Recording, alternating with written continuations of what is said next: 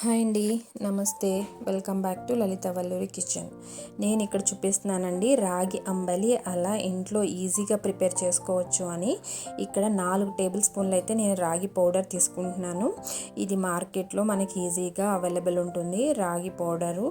So ఇది నేనైతే ఇంట్లో ప్రిపేర్ చేసుకున్నాను, రాగులు తెచ్చుకొని. సో దాన్ని గ్రైండ్ చేసుకుని పౌడర్ చేసుకున్నానండి.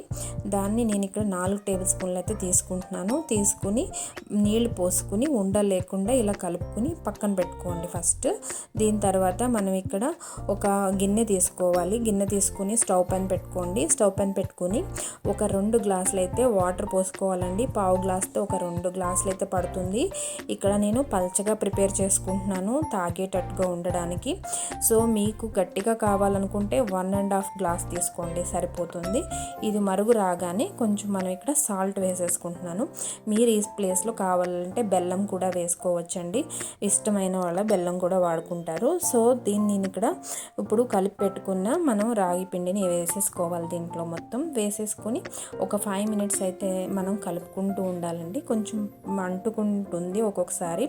సో మీరు ఇక్కడ చూసుకుని కలుపుకుంటూ మీడియం ఫ్లేమ్లో పెట్టేసుకోండి. ఫుల్ ఫ్లేమ్లో పెట్టుకోవద్దు, మీడియం ఫ్లేమ్లో పెట్టుకొని ఇలా కలుపుకోండి. ఇలా కలుపుకున్న తర్వాత చూడండి, ఇలా కొంచెం దగ్గరకు వస్తుందన్నమాట. మనకి ఇలా పిండి అనే కన్సిస్టెన్సీ ఇలా వస్తుంది. ఇలా రాగానే మనకి అయిపోయినట్టే. అది స్టవ్ ఆఫ్ చేసుకొని ఒక బౌల్లో అయితే తీసేసుకున్నాను నేను.